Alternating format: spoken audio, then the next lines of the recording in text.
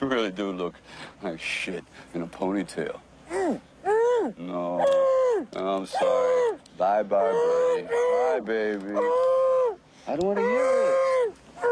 Perret! The geezer you want, Perret. He's Perret. Who the hell is Perret? The bloke with me in prison. He's the governor. Yeah, where's he now? Where's the governor? The desert, Ryko Airfield. Think he's telling the truth? I don't know, but it's not raining, and he's standing in a puddle. Disgusting. You know, Potato Head, you just fell for the oldest routine in the book. Bad cop? Worst cop. Hello, listening people. Hello. Hi, Bartek. Hi, How are Ryan. you? Okay. You didn't want to let me go in and say, how are you? I was really blindsided by that. I really thought you were just going to end on hi, Bartek. Okay, end of episode. It was nice doing a recording. End it with hi, Bartek. How many episodes in a row have we completely messed up, or I completely messed up the intros? Well, I do remember in one of our very first episodes, you didn't know the name of the show was Unappreciated Masterpieces and corrected me, calling it Underappreciated Masterpieces, and I had to correct you in return. Yeah, saying, yeah. No, Kangaroo Jack remember- is an unappreciated masterpiece. Underappreciated, yeah. We've done 2 episodes, Bartek. I remember I was like half gaslighting you and I felt bad. Yeah, half. So we are Spin Polish, Bartek. Why is that? What's that about? We are called Spit and Polish, likingly because we are always spitting and we both happen to be Polish, Ryan. Ah, tell me a Polish fact. Doesn't have to be a fun one, just a fact. Polish fact, only 2 colours on the flag. What ones? White and, I'll get back to you on that one. I was going to ask you a further question if you gave me the colour, and I was going to ask you... It's the same colours of the Japanese flag. Ah, okay. But what order are the colours in? White on top, red on bottom. Is white a colour? Yeah. I don't think so. It's not in the Roy G. Biv. Ryan, we got a computer in front of us. Open up Microsoft Paint. Look at the default colors and tell me what's in the corner. Bartek, we learned this already. Roy G. Biv is what colors are: red, orange, yellow, green, blue, indigo, violet. There is no white there or black. So, well, Roy Ryan, G. Biv. I heard that there are 2 spectrums of colors. There's light and paints. Ah, there you go. So we're the painting podcast in which we talk about podcasts, specifically painting styles. What's a famous Polish artist? Are there any?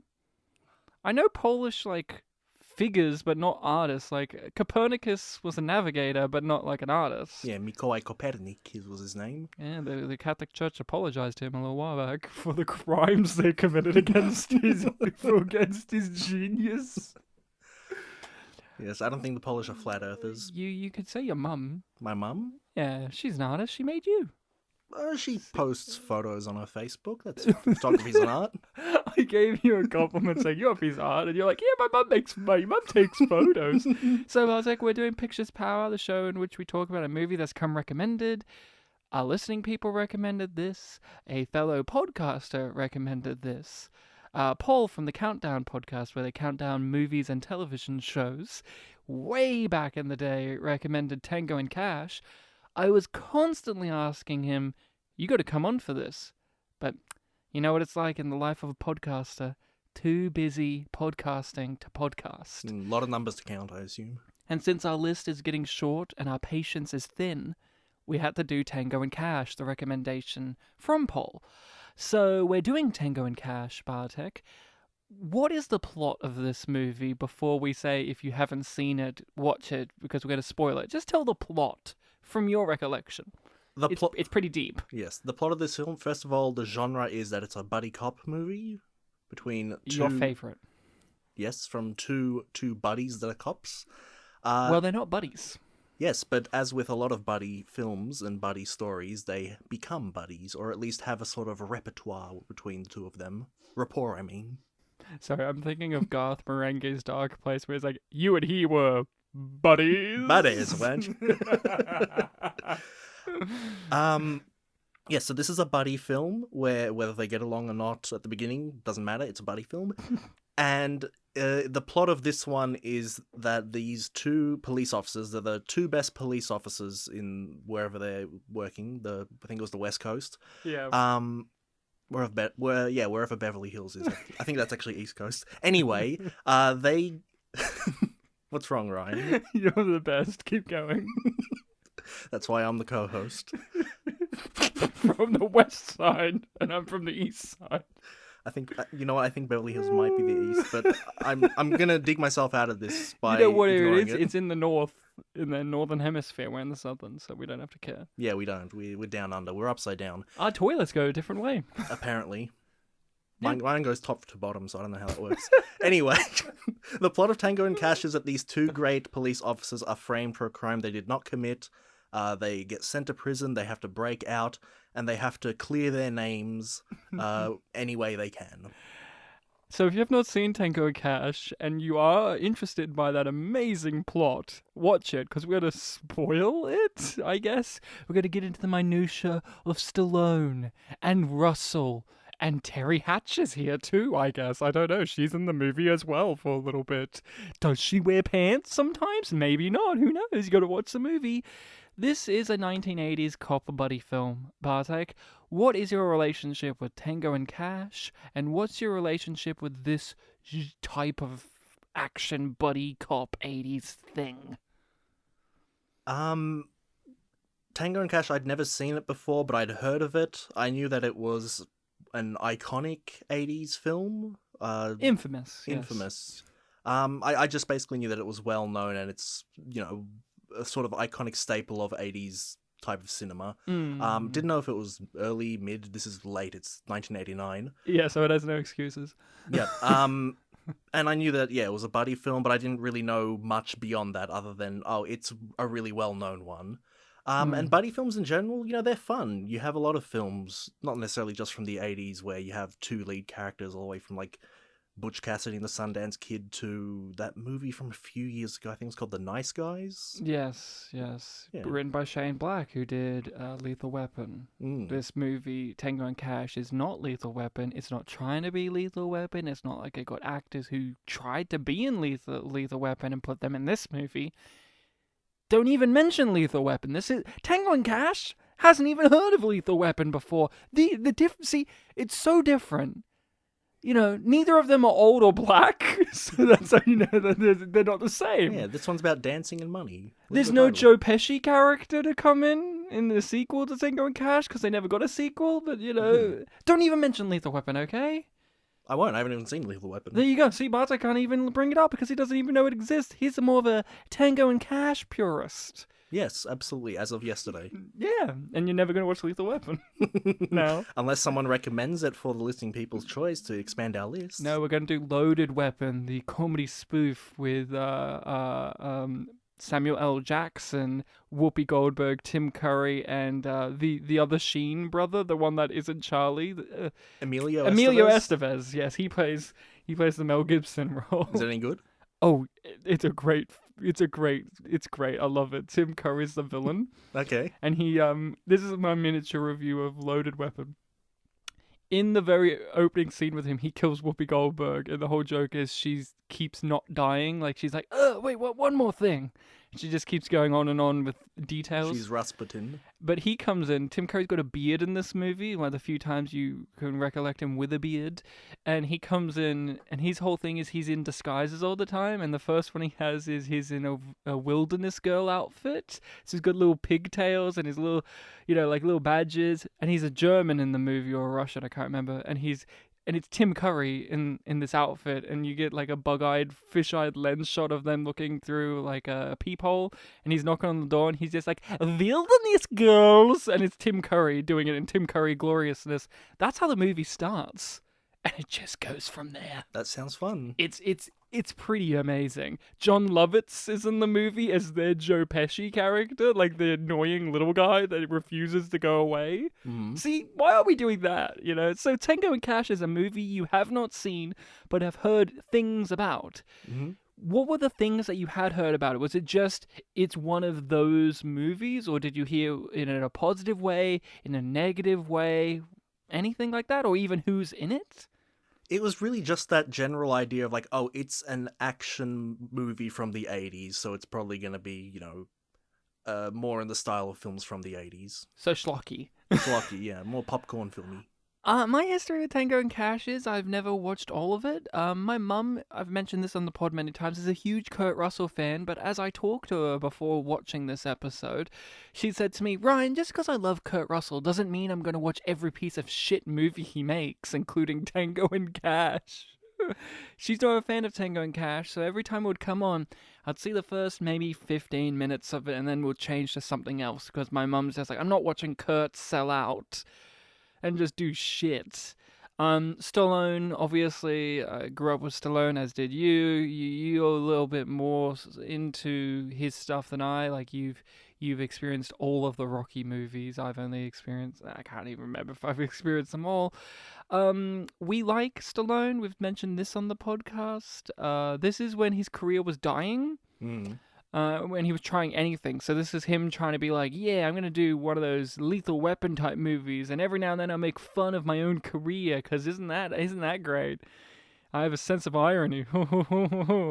And then he'll be like, and then I'll do Oscar, a screwball comedy, you know.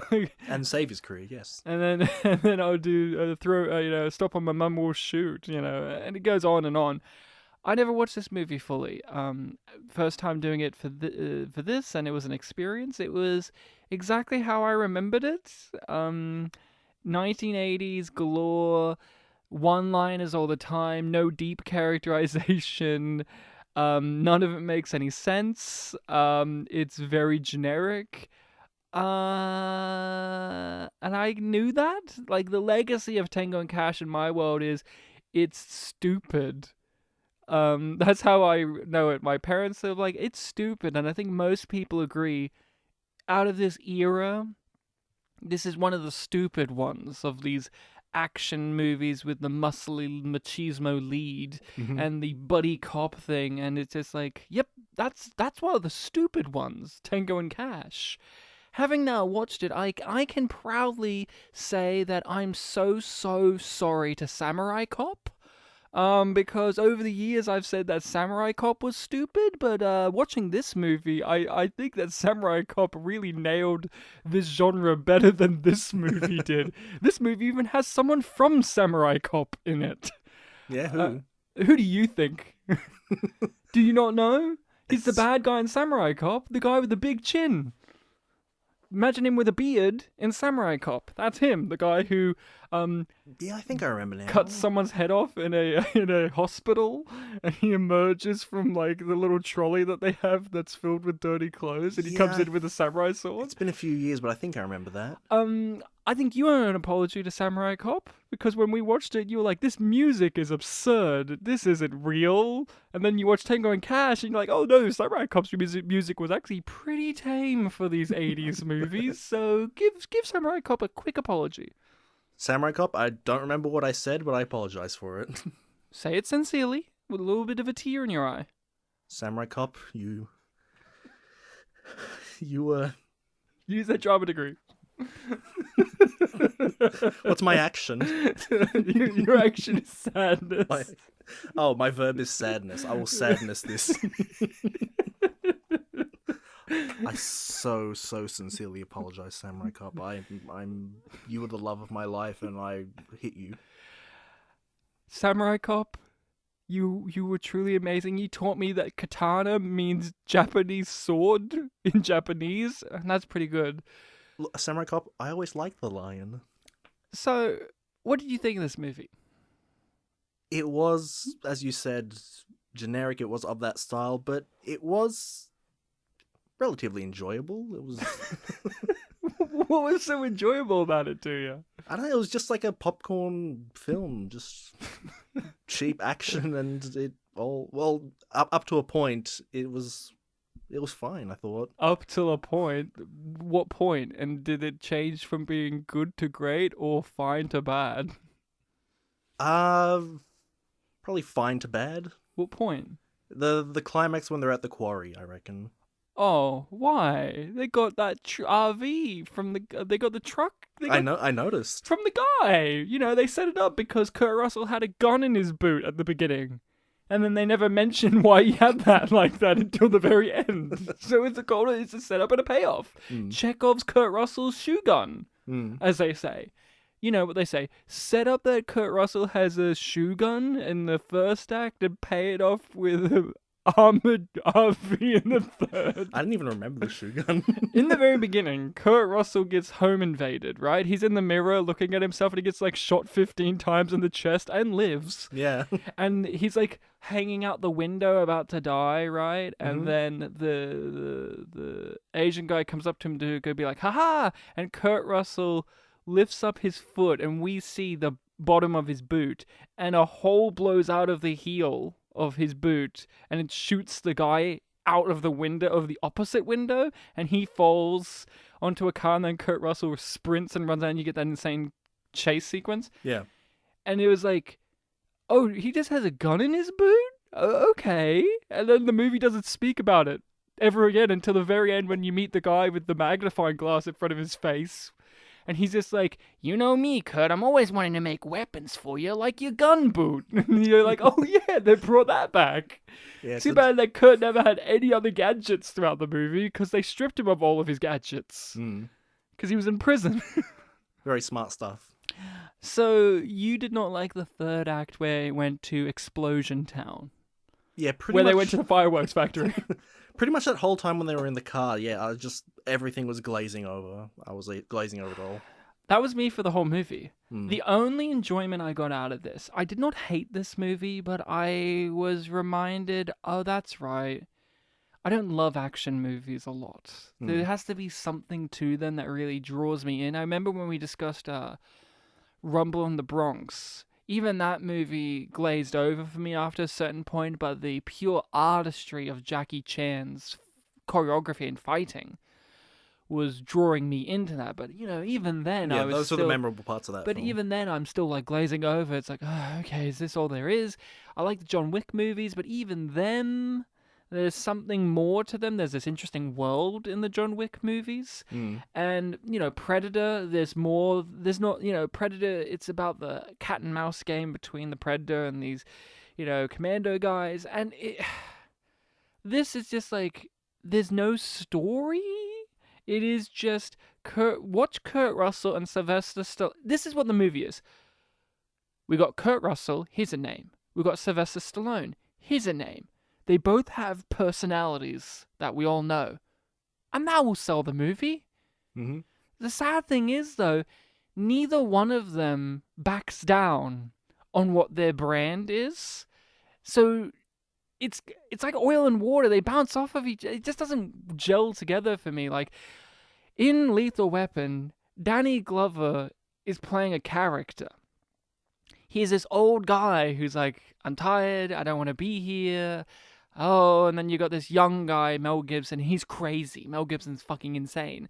In this, both Kurt Russell and Sylvester Stallone are playing themselves, in which I'm the handsome, buff action guy who's smart and clever, and everything I say is crazy and funny, and I'm crazy, and you're crazy. I'm the sensible one. No, you're the sensible. And the way they're introduced is what they are.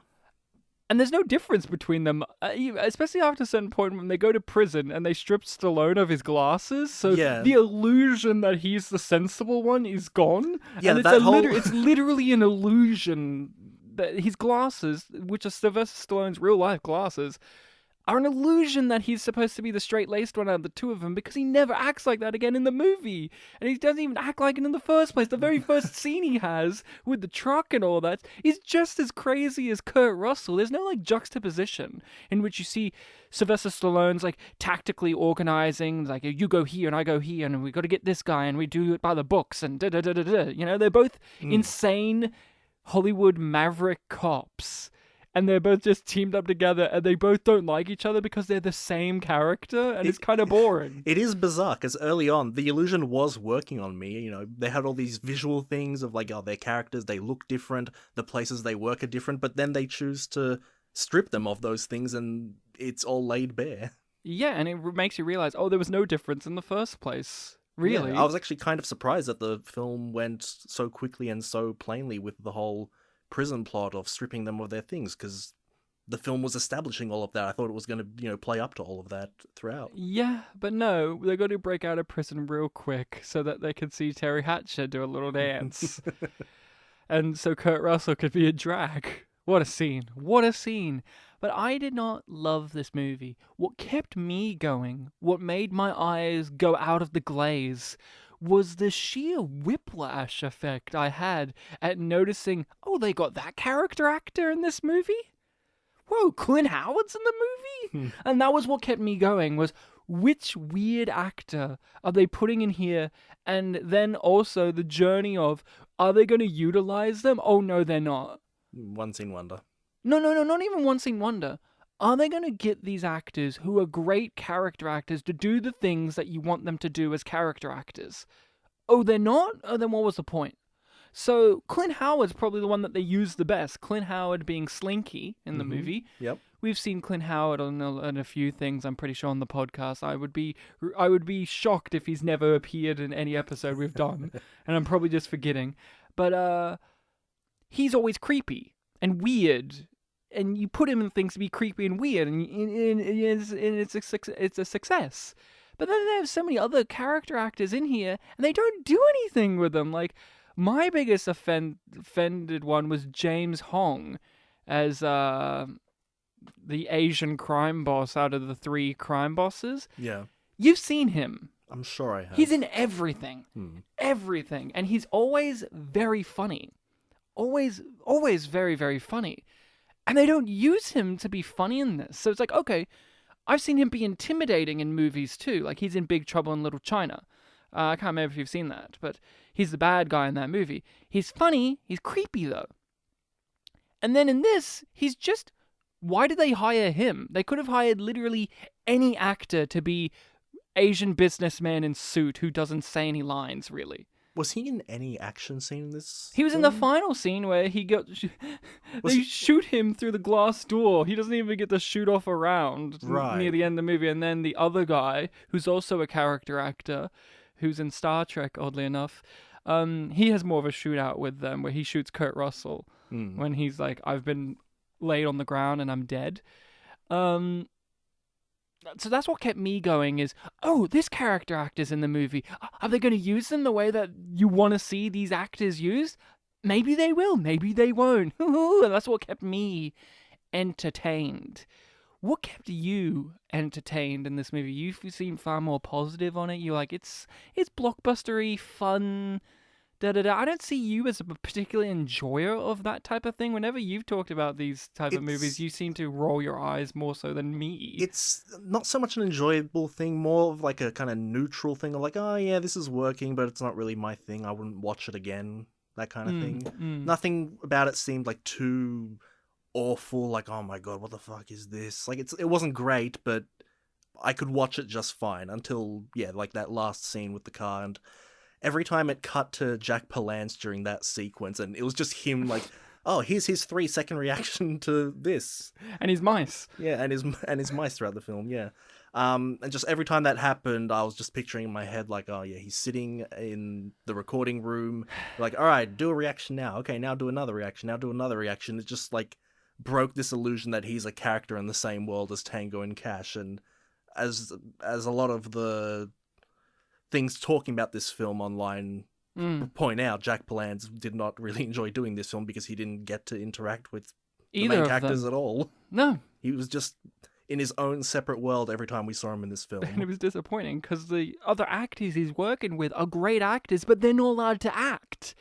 They have to react to him being this crazy guy and them just standing there with their hands on their hips going, we just want to kill him, boss. Yeah, every time. Why did you hire these great actors who at the time were great character actors? You don't hire these guys who are unique they're just faceless guys. You got guys with faces that people like us recognize and know and are talented, and you hired them to be just anyone. I seriously don't even really remember what happened to those other 2 guys. Yeah, they just got shot in the little office. I believe you. Lopez being the other guy, he's played by an actor who's in Star Trek Deep Space Nine. He plays the villain in that series, Gul Dukat, and he's like in full prosthetics, he's a Cardassian. And it's like, it's so bizarre to me to see him in real form. Like, I'm used to him in makeup, heavy makeup. And it's bizarre even more so to see him in a movie and in a show, and they don't let him talk, really, and they don't let him do any acting, because his whole thing is he has this rich, smooth voice that is very domineering and commanding, and in Deep Space Nine, he's like this smooth-talking villain who's like a literal fascist who's like responsible for death camps, but he can just talk, and you're like, huh, maybe he's got a point. Maybe he tried to do his best, because that actor's fucking great. Here he is in this movie, and you're like, when did he die? You have to assume he died. Here's one that bugged me. There's this whole sequence in court where Kurt Russell and Stallone, I'm not going to call them Tango and Cash, they weren't characters. So Russell and Stallone are looking at each one of the people using evidence against them, and they're like, ooh, we're going to get this guy. We're going to get this guy. And they do. They get every single one of them, except for one, correct me if I'm mistaken. Mm-hmm. You have the head cop FBI guy. He's like, yeah, I walked in and they did this thing. And then I think it's Kurt Russell or Stallone, I can't remember, come and get him and in his kitchen. Yeah, and then he explodes. I don't remember what the explanation for him exploding was. He just ran into another room and it exploded. I don't know what happened. Yeah, that's right. That did happen. Why did that happen? I can't remember. Then you had, and Kurt Russell then went after the nerdy little accountant guy who did the Weasley Wyatt, the voice editor guy. Yeah, the voice guy, who's a great character actor in his own right. Michael Jetta, I can't remember. He was in Green Mile and a ton of things, and he was a great actor. He was used appropriately here because he would play nebbish little weird characters, so he was appropriately used. But then you had a whole scene beforehand of this fat, weird, balding guy in court who was also testifying, because you saw him early in the movie hand off the recording to the pony-haired guy. You remember this whole sequence? Yes. They never got him. I don't remember them ever getting him. To be honest, I kind of forgot about him. The main one that I remembered was the Weasley guy, just because he had that look, and when he came back, he still looked the same. That fat balding guy, he's an iconic character actor, and they almost used him to his potential. He has probably one of the most famous Arnold Schwarzenegger scenes in Total Recall, in he comes in, the pitch of Total Recall, where it's like, is Schwarzenegger actually living this out, or is it in a simulation? He comes in, this guy, as a psychiatrist who's like, I'm in the real world and I'm trying to help you break free.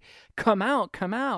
And Schwarzenegger figures out he's lying because he sweats, because he's nervous. I think I remember that, yeah. Great character actor. He's in Star Trek as well, and he plays like an annoying... And I was like, okay, when's he going to come back? I don't remember him ever coming back. I don't remember them getting him. The fact that I don't remember them getting him says so much about the quality of this movie, in which that would have been a whole movie of its own, in which we break out of prison, we go after each one of these fuckers that got us there. So you're saying that there was a setup that you were interested to see the payoff of, and it didn't happen. And if it did, it was so uninteresting that I cannot recollect it to save my life. All the Tango and Cash fans are going to come at us with pitchforks. What was something you liked about this? What was a scene or moment or character or something? Because I'm being very negative and being like, there's these poor character actors that they waste. And you're like, it was fun, dumb fun. Yeah, I guess I kind of enjoyed the prison break scene when they're running out and they have that fight scene. Against Robert Zadar. That was the guy with the big chin, right? He's in Samurai Cop. Yeah, that sequence had, the sort of energy to it, and kind of stakes, you felt them. And then after that it was kind of followed up with them in the real world just doing either paying off setups, as we were just talking about, or did you know Terry Hatcher was Stallone's sister, not his lover? I remember after that first scene with her, I walked away being like, did I miss something? Am I meant to not know who this person is? Is that his daughter? It's like, what's going on here? Is that his daughter? I mean, isn't that a fair enough complaint? she could be his daughter because like a year or two later, Marissa Tomei's his daughter and fucking Oscar. That's And right. she's like the same age. What's to say that it isn't his daughter? Well, yeah, the way they were talking to each other, it's like, oh, is that his niece or his daughter? Like he's looking after her. I would describe this movie as embarrassing a lot of the time. So many embarrassing moments. I had one laugh in the movie. Did you have many laughs? Because this is a comedy. They're always making jokes. There's always comedy set pieces. There's always like crazy shit going on. But did you have a genuine laugh that was supposed to be there? Because I had many that were ironic laughs. But did you have a true unironic, that was a good joke, I had a laugh there? Because I only had one. I'm not sure if I did. Again, none of it was like that I didn't laugh and I found it like disgusting. I was just like, oh yeah, there's a quip. But nothing genuine like that. You recognized that, oh, that was a thing that they said. Yeah, this feels like very 80s. I could see people liking this. The only one I had a laugh at, and it's because I'm a Kurt Russell fan. Mm-hmm. And this felt like the only time where it was like Kurt Russell's comedic charm and timing and Kurt Russell-ism was effective. It was in a singular moment in which they're in the backyard after Stallone has crash tackled the chief who was there for some reason, and then he leaves very quickly. And the Terry Hatch is complaining about stuff, and Stallone's like, "This is my house." He's like, "It's mine." He's like, "I own it. You dwell here." And she's like, "I pay your rent." And it's like, you would know that if you read any of the letters I sent you. And then, they have at it, and Kurt Russell just very diligently goes, "Oh, well, in his defense, I mean, we have been in prison." Yeah. He has been in prison. Yeah, he's been in prison. And that was the best moment. It felt like, oh, that's why you hired Kurt Russell. I wish there was more of that. Because Kurt Russell is, to me, better when he's like that moment where we know him for Snake Plissken, but the thing in Snake Plissken is he doesn't talk very much. And every now and then he'll say something, and it's more of a reaction.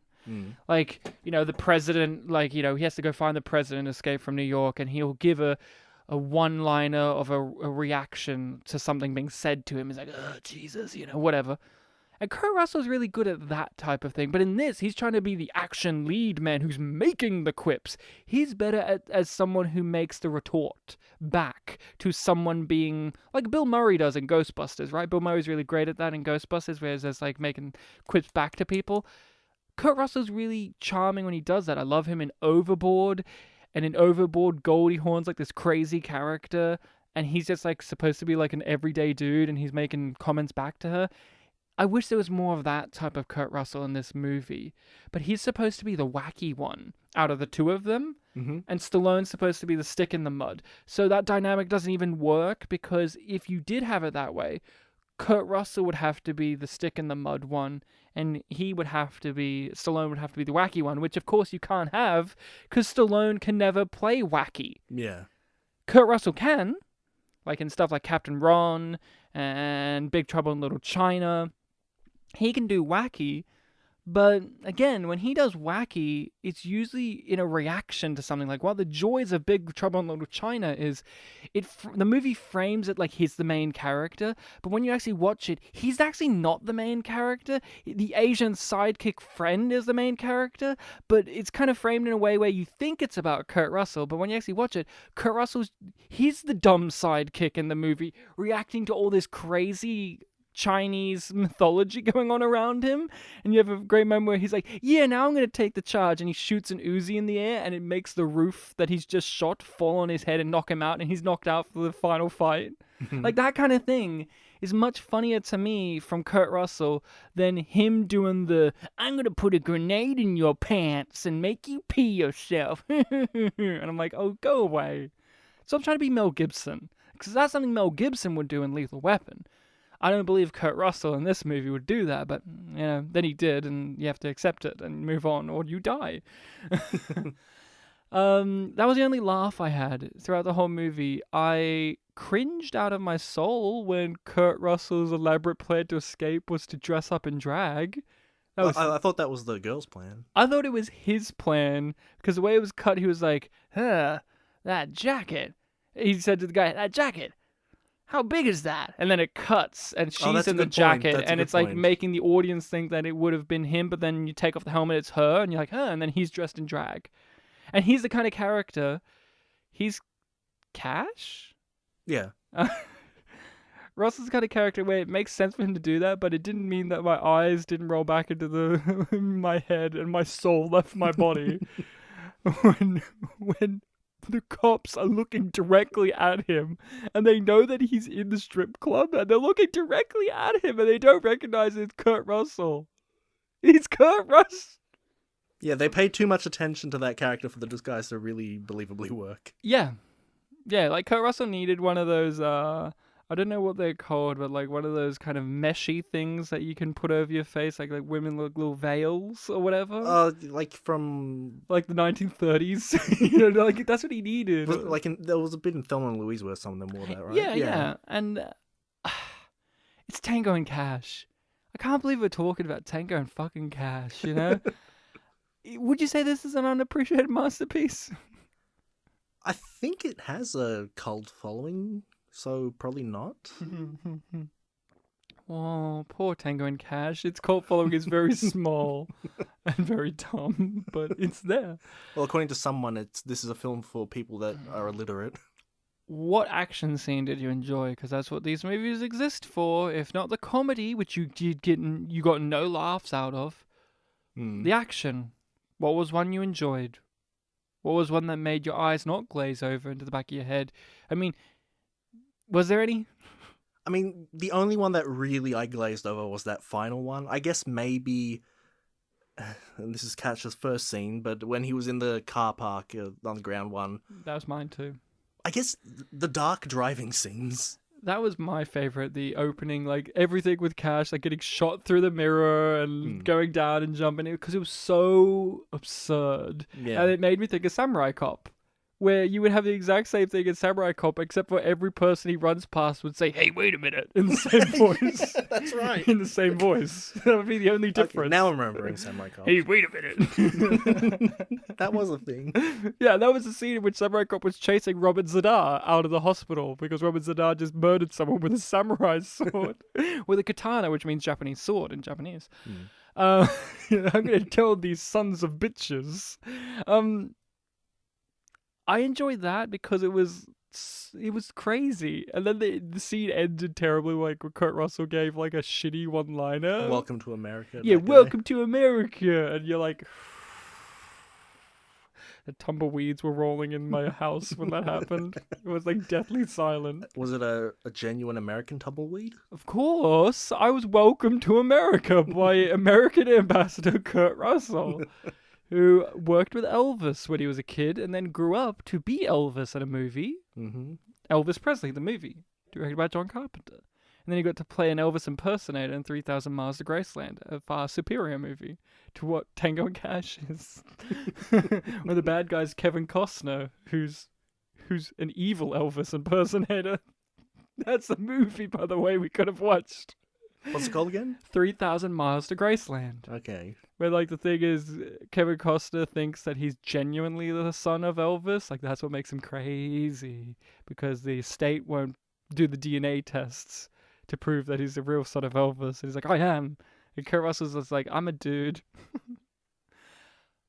You know how they set up that Kurt Russell had a bulletproof vest in the beginning?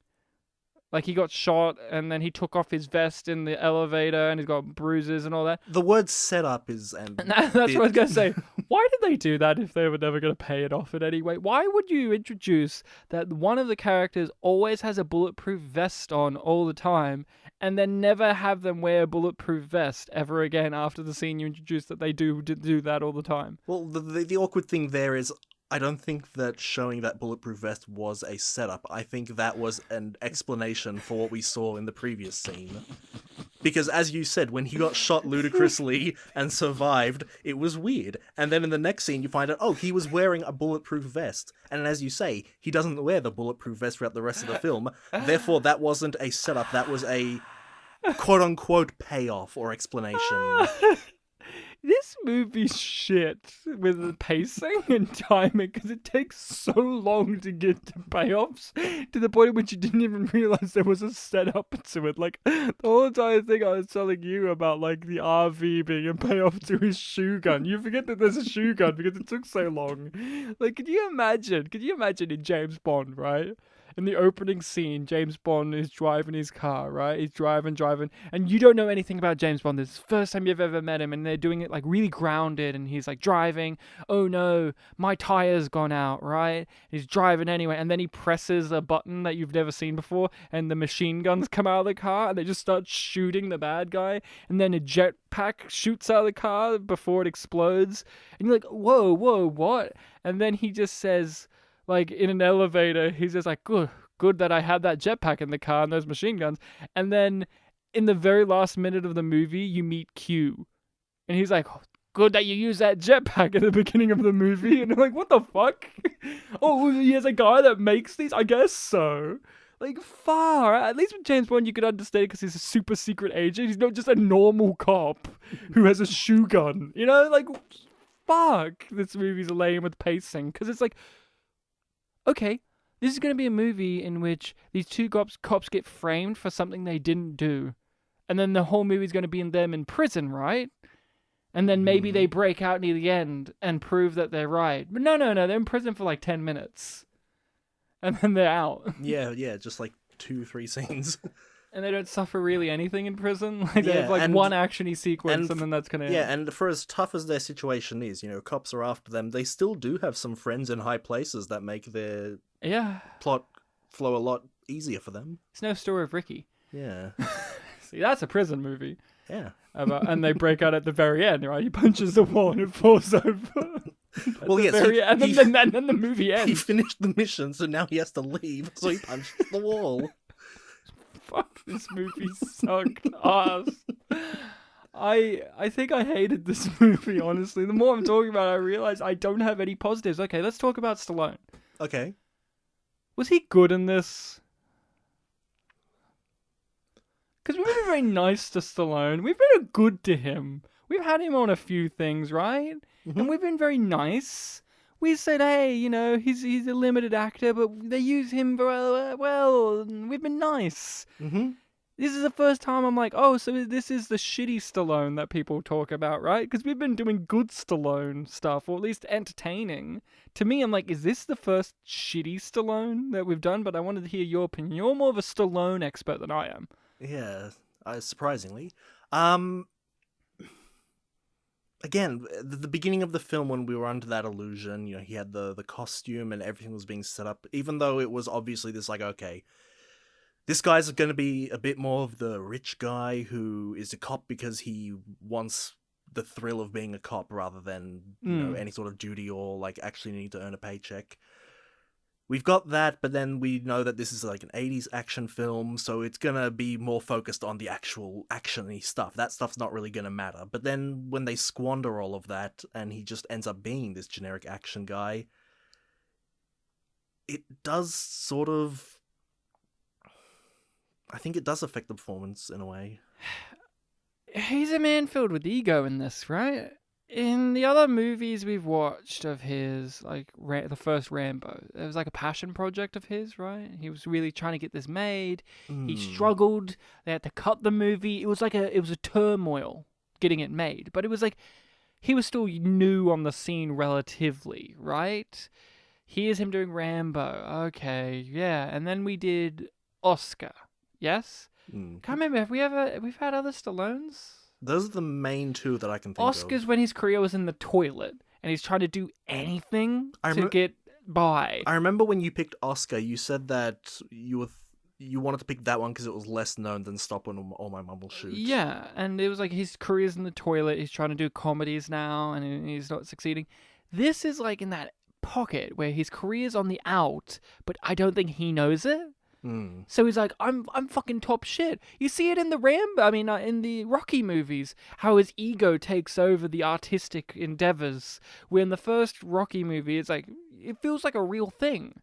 But then you get to Rocky 5 or Rocky 4, whichever one it is where he takes on Russia. 4, yeah. And you're like, this is just an egomaniac who's like unstoppable. And then you get to Rocky Balboa where he's been like truly humbled as a person and Rocky's a human again. Yeah, I know. When I was reading the trivia for this film and all the behind the scenes stuff, A trivia... lot of it is Stallone demanded this. Stallone got this person fired because they didn't want to give him this. And it kind of rung some bells of like, oh yeah, haven't we read trivia kind of like this, where the lead actor, Stallone, was in charge of a lot more than we would assume a lead actor would be? Stallone is a businessman, for sure. He's produced a lot, written. He understands the biz.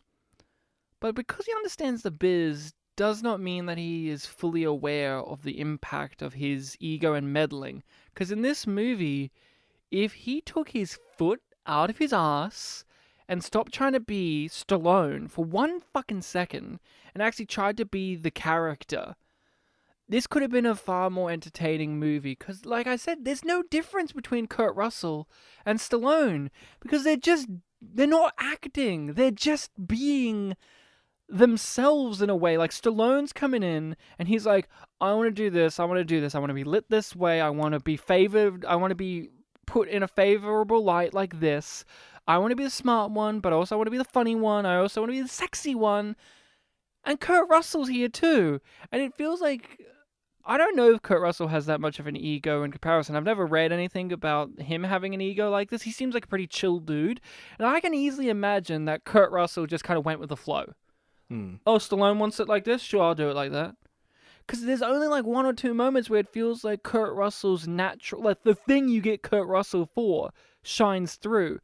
He doesn't feel like he's being the thing that you want Kurt Russell to be in this movie. He feels like he could be any generic action guy in a movie. He has some moments where he brings his Kurt Russell charm to it, but they're just not enough. And Stallone is just like a fucking charisma vacuum in this.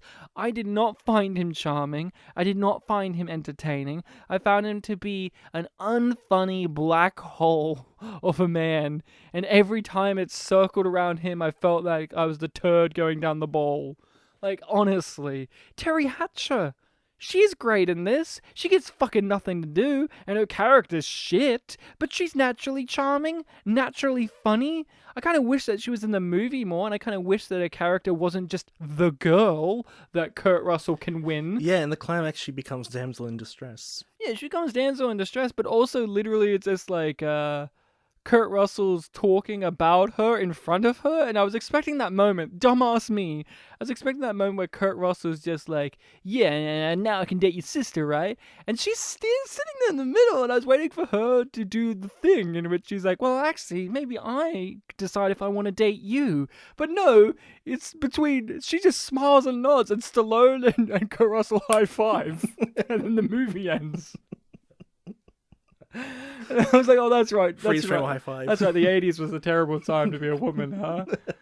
Yeah, like, this is... We're going to talk about Jack Palance, I guess, or Jack Palance. I've heard it pronounced both ways. I don't care. How embarrassing. What was his character even about? What was his problem? Why didn't he just kill him? What was his fucking... They didn't even know who he was. That was the thing that shocked me. At the end, they're like, who's this guy? And I'm like, yeah, fucking good question, actually. I've been spending a lot of scenes with him. I don't know jack shit about him. Yeah, I remember the very first scene of the movie where Tango, Sylvester Stallone, is... The crime scene he drives past. It's exactly like Hot Fuzz. Where Timothy Dalton drives past a crime scene and he's commenting about like, oh, 2 lovers died, and Simon Pegg's like, whoa, are you driving past an active crime scene right now? And he's like, well, I actually have an excuse for this. But yeah, the whole action of the scene ends and his limo just drives by and he's like, I was the villain behind this and I've got a plan for the future. And right there, just set this thing of like, oh yeah, this is going to be this kind of like cheesy, simple film where stuff like this happens. There was a great moment in the prison when he revealed himself, but not actually. He was still in the shadows, and he somehow escaped because he went behind some steam, which was a nice visual way of showing that he got away. from the prison that I thought he ran, but evidently not. See, when that happened, I was like, well, that can't be Jack Palance. Why would he be at the prison? But he was. But apparently it was. My favorite thing was he kept himself in shadows, but also declared that he was announcing himself to them for the first, like, I'm showing off who I am, but he doesn't. And then at the end, when they see him, they don't know who he is. So it makes no difference if he showed his face or not, because they don't know who the fuck he is. You know what I'm saying? There's this great moment in The Flash, the animated series, where Lex Luthor swaps bodies with Barry Allen.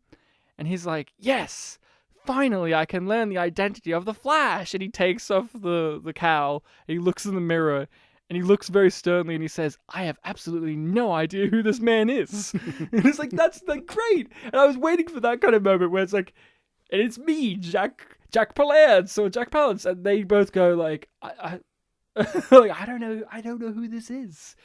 Because at the end they reveal they don't know. What was with him, Jack? He kept playing with mice. Could you tell me what that was about? Was that just an actor thing where it's like, we've got to show his menacing, make him let mice lick his face while he laughs? What was that? Okay, so when the mice were established, I thought for sure it was going to be a thing of like, oh, something's going to happen to the mice. He's going to kill the mice. Like, because when he's first talking about the mice, he's equating the mice to our main characters, Tango and Cash, who he wants to lick his face. Who he wants to kill. He says they're not going to make it out of prison in 18 months because they'll be dead by then. So it's like, oh, well, what's going to happen to these mice who you are holding? You have them in the palm of your hands, almost like symbolically, like, you know, and I'm in charge. Puts them in the maze. Puts them in the maze, calls them cute. That scene ends. But then throughout the rest of the film, he's just playing with them. They're just cute pet mice that he likes, and nothing bad happens to them. And if you keep following the analogy that he's making, it's like, does he want to hold Tango and Cash close and let them lick his face?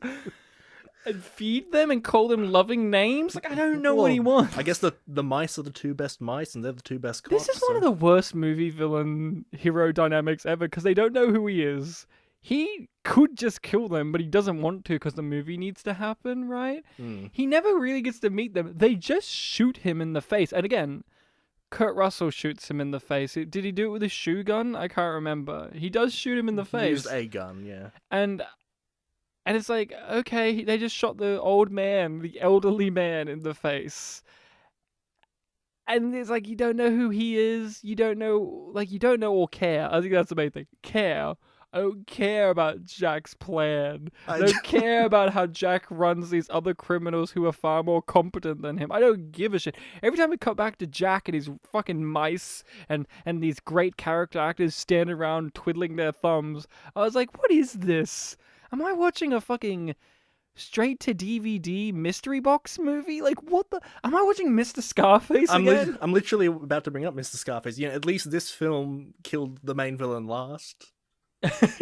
Well, yeah. There wasn't like half an hour of just fighting random nameless mooks. No, but at the same time, we don't give a shit about the main villain in this. The one that we gave a shit about was a ponytail guy who was supposed to be British, but he sounded Australian, but he's neither. He's an American guy. Yeah, it was like fake Cockney. They called him a limey bastard a lot, and that's how we were supposed to understand he's British. Mm-hmm. That's the guy from Blade Runner. Mm-hmm. The one that they test at the beginning of the movie. Yeah, that happened. You remember Blade Runner? Mm-hmm. It's like, what would you do if you found a tortoise in the desert? I would turn it on its back. You know, like whatever, that whole scene.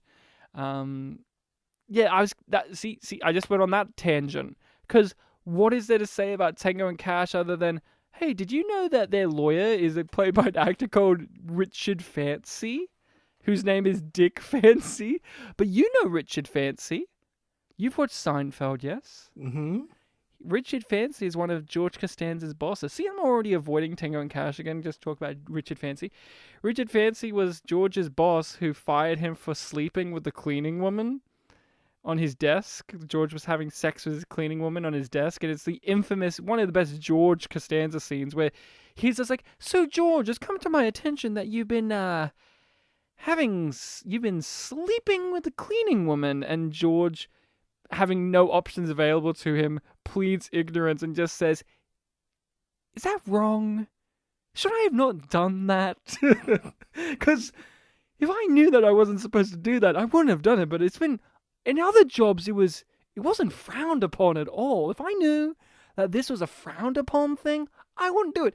That's when I was watching the courtroom scene where it's supposed to be like, they're getting screwed over, I was just like, hey, it's that character actor. And I'm thinking like all these great moments from their careers instead of the movie, because the movie's fucking dull and fucking boring and fucking generic and lame.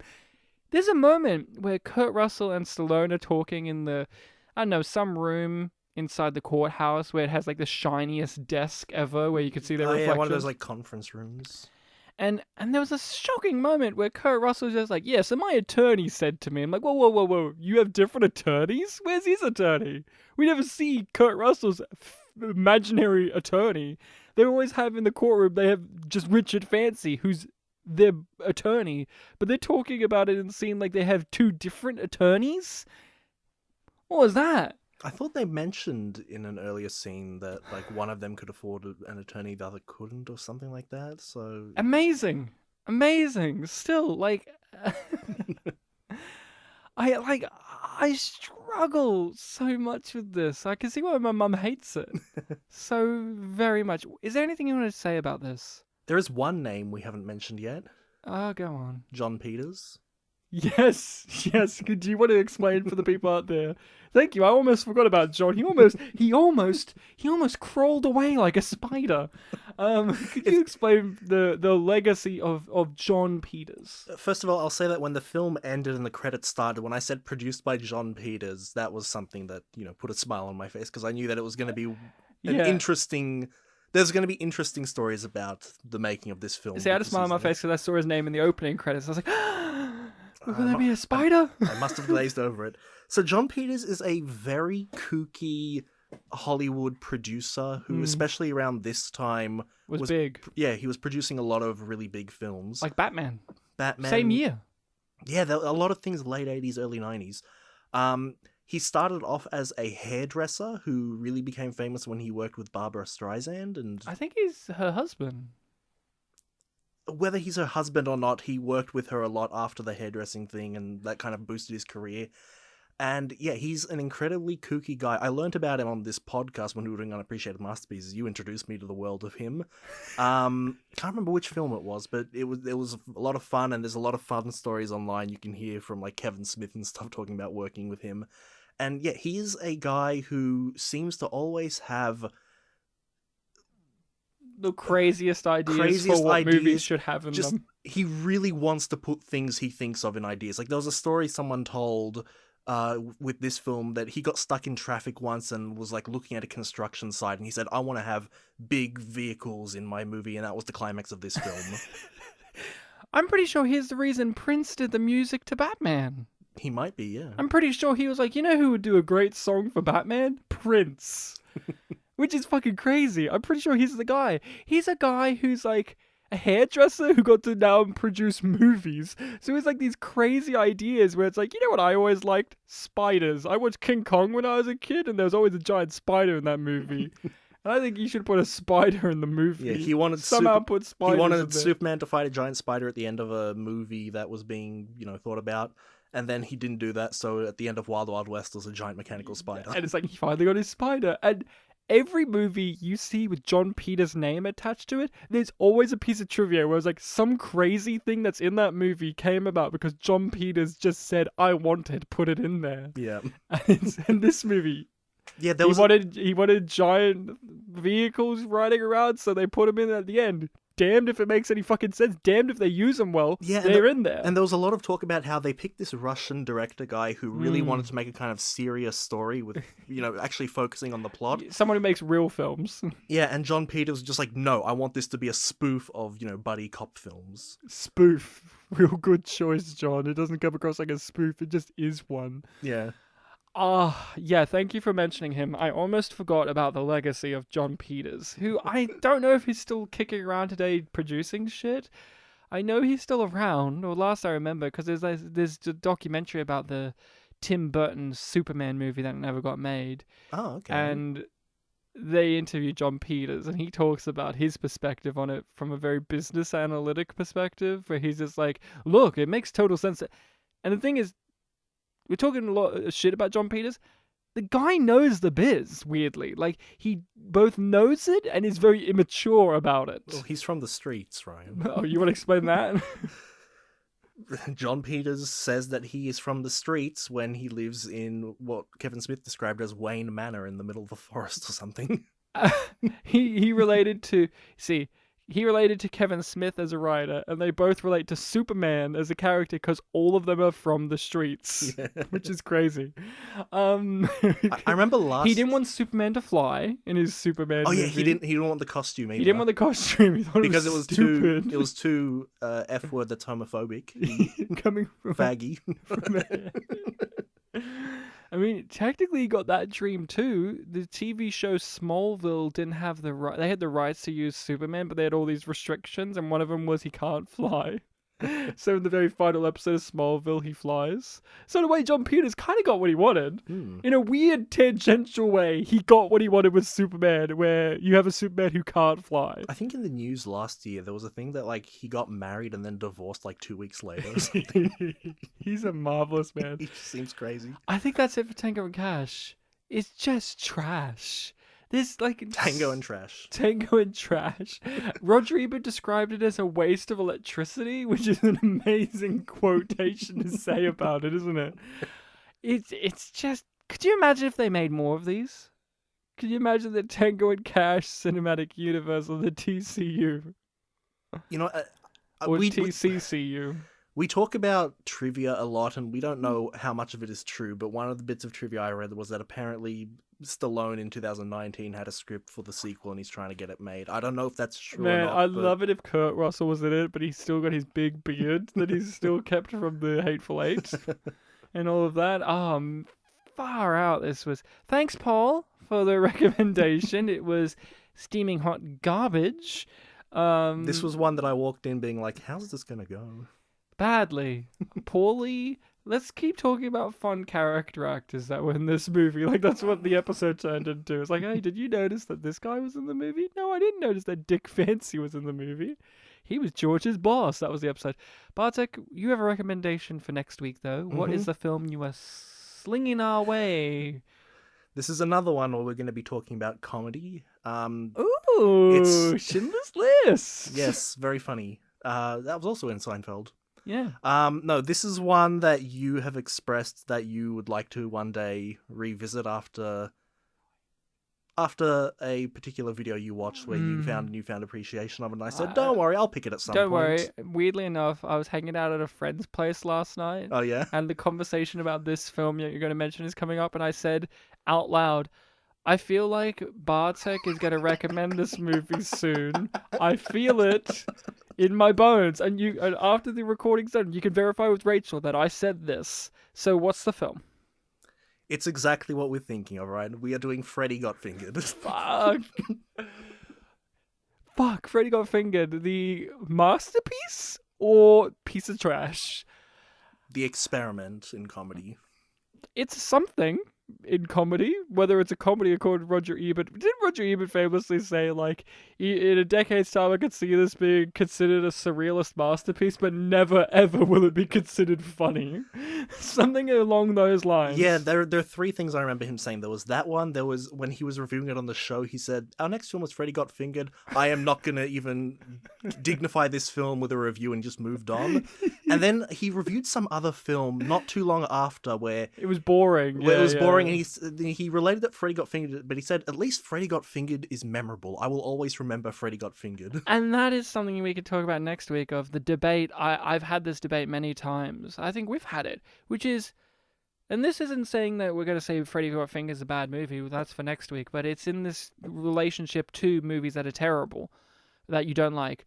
Which are worse? Movies that make you actively, like, hate-filled and angry or whatever, like Roger Ebert felt with Freddy Got Fingered, or movies that leave you apathetic? Which are worse pieces of media? The ones that leave you with negative feelings, or ones that leave you with no feelings at all? Because to me, as I've gotten older, I think the ones that leave me with no feeling at all are the ones I consider to be the worst option. Because Tango and Cash, I have to put up a lot of energy to even say that it's trash because it left me very apathetic when we watched it. I was just like, okay, tired and boring and like a waste of electricity. At least with shit like Batman v Superman, I'll remember it.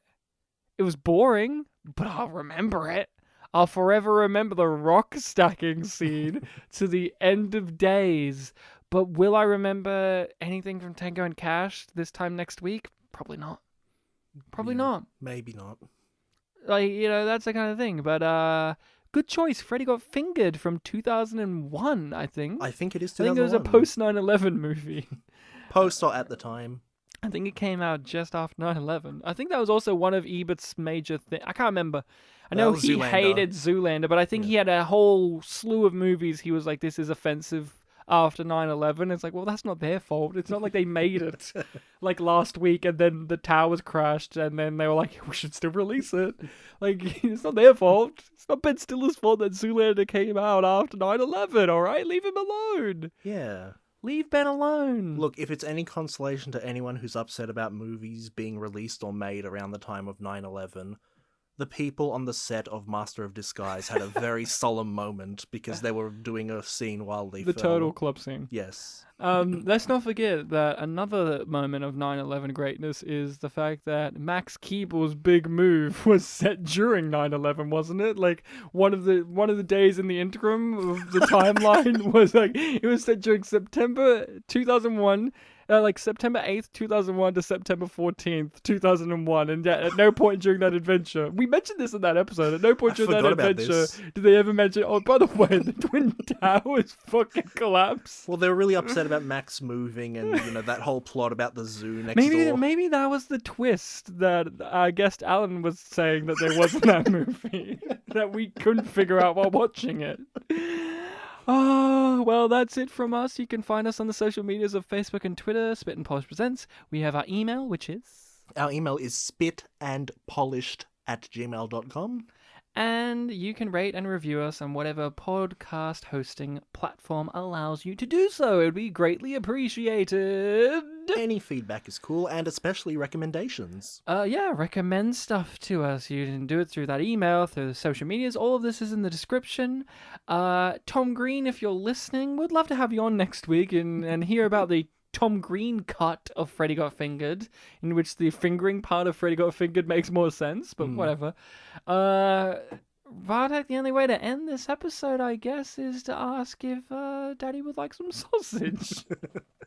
If anyone listening to this goes back to our episode on Meet Dave, our guest there, Reese and Ryan, had a very short conversation about Freddy Got Fingered. At that point, I'd never seen the film and I didn't really know much about it. Should we get Reese on for Freddy Got Fingered? You know what? Maybe I'll Torture ask him again? You know what? I'll actually ask him. Well, hold on, listeners, in case if we have a guest for Freddy Got Fingered that isn't Tom Green.